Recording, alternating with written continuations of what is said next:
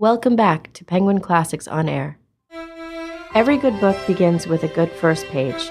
Now, Penguin Classics On Air is happy to bring you First Pages with Stephen Morrison, Penguin's editor-in-chief and associate publisher. Today's selection on First Pages is A Hero of Our Time by Mikhail Lermontov. Much like the classic film Rebel Without a Cause, A Hero of Our Time is a story of a young man whose exploits with friends, lovers, and vodka fail to excite him any longer, driving him to extremes that threaten and often destroy the lives of anyone with whom he comes into contact. Part 1, Chapter 1, Bella. I was traveling post from Tiflis. The entire load of my cart consisted of one valise of average size, half filled with my travel notes about Georgia. The majority of these, luckily for you, were lost, but the valise with the rest of my things, luckily for me, remained intact.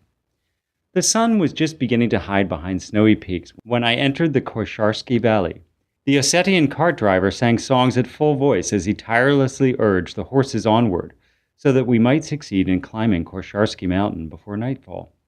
What a glorious place, this valley! On every side there were unassailable mountains and reddish promontories hung with green ivy and crowned with clumps of plane trees.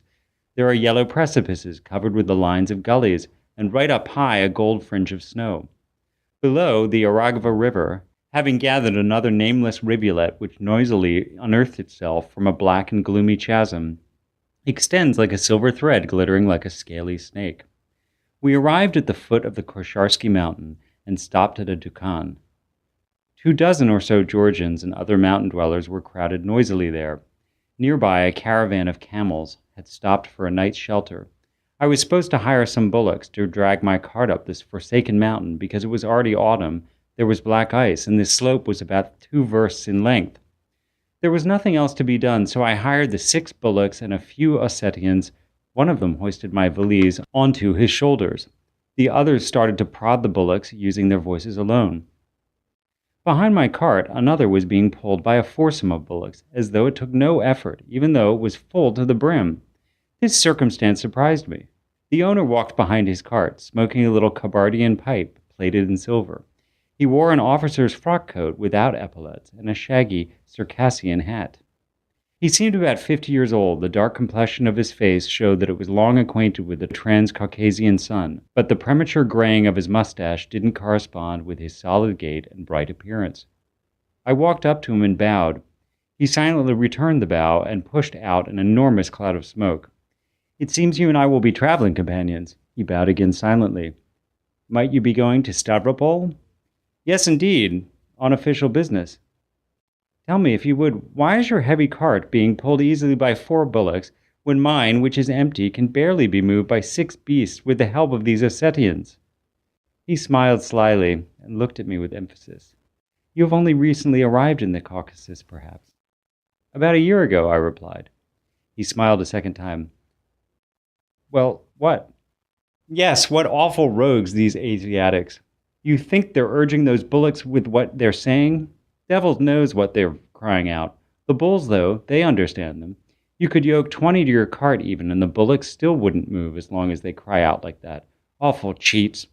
What do you expect of them? They love to make off with the money of passers-by, the spoiled little swindlers. You'll see. They have yet to ask you for vodka money. I know them, you see, and won't have them lead me along. And have you served here long?" "I served here before under Alexei Petrovitch," he replied, assuming a dignified air. "When he arrived at the front, I was a second lieutenant," he added, "and under him I received 2 promotions for action against the mountain dwellers. And now you are... Now I consider myself to be in the battalion of the 3rd line, and you, might I be so bold as to ask?" I told him. The conversation with this man ended, and we continued in silence one after the other. We found snow at the summit of the mountain.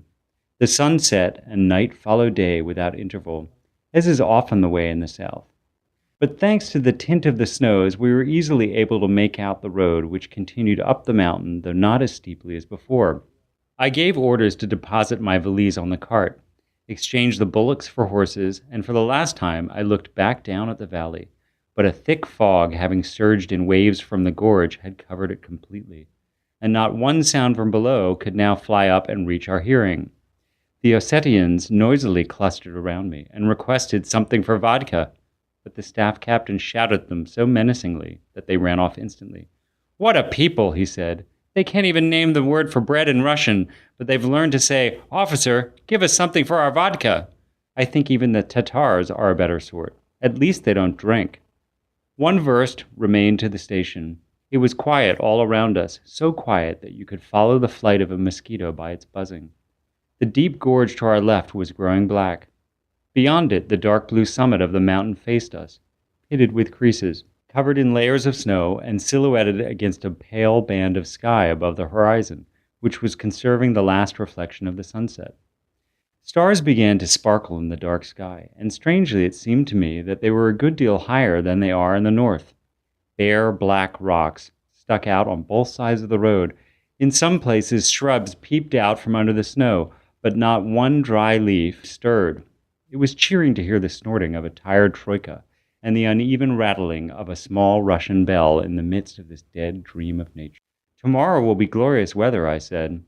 The staff captain didn't say a word and pointed his finger at the high mountain that was rising in front of us. "What is it?" "Good Mountain." "And what is that?" "See how it's smoking?" And it was true. Good Mountain was smoking. Light little currents of cloud were creeping down its slopes, and a black storm sat at its summit, so black that it looked like a blot on the dark sky. We could make out the posting house, the roof of its surrounding saklias, and their welcoming little fires twinkling at us, when suddenly a damp, cold wind blew in. A droning sound started in the gorge, and a drizzle began. I barely managed to throw on my felt cloak as snow began to pour down. I looked over at the staff captain in deference. "We'll have to spend the night here," he said with vexation. "You'll never get across the mountain in this sort of snowstorm." "Well, have there been any avalanches on the Krestovaya?" he asked the cart driver. "No, there haven't," replied the cart driver, "but there's a lot hanging up there, a lot." We were led off to spend the night in a smoky saklia, since there was no bedchamber for travelers stopping at the station. I invited my fellow traveler to drink a glass of tea with me, for I had with me a cast-iron tea kettle, the one and only comfort on my travels in the Caucasus. Thanks, Stephen, for an intriguing installment of First Pages. This program is brought to you by Penguin Books, publisher of The Likeness, the follow-up to Tana French's Edgar Award-winning debut, In the Woods. The Likeness again unravels a Dublin homicide case, even more sinister than the first. The Likeness, now available in paperback.